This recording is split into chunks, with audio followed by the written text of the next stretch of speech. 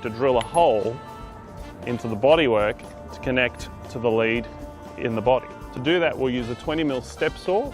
So that hole now is what the cable from the camera will come into, and then we'll run the rest of the cable from here through to the floor and under.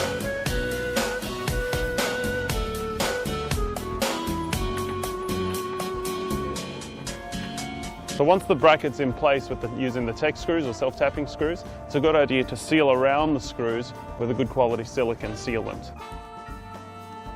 So that'll still see back as well as here. But if you want more of one certain thing, you just simply adjust the camera by loosening off with the Allen key these side bolts and adjust it up and down. But a small move makes a huge difference. So what we're doing now is we're attaching the lead to carry the signal from the camera on the van through to the car. But we're marrying it up to the same length plus a tiny bit as the trailer plug, and just run that all the way through. Then from there, we're going to run that through along under the chassis, under the van, zip tying along the way with these clever little zip ties. What we've got to do is drill a pilot hole in the floor inside this cupboard, bring the cable up through it, and then find a route up to the camera connection. Think it through, have a look at where your cupboards are and where you can hide cables, where you can glue cables, and make it look really inconspicuous and a neat, tidy job. So what we're going to do is drill a pilot hole in the floor just there. I've been under the van, had a good look under there to see that I'm not drilling into anything.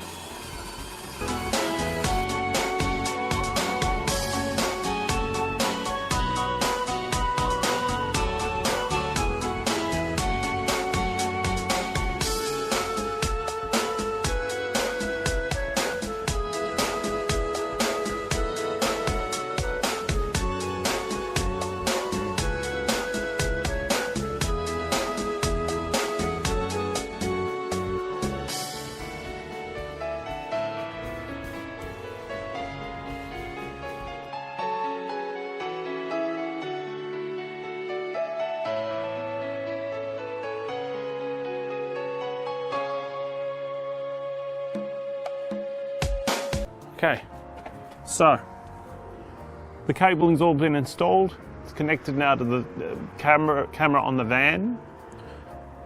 The connection between the car and the van is exactly the same as what we've been connecting on the cameras and the lead.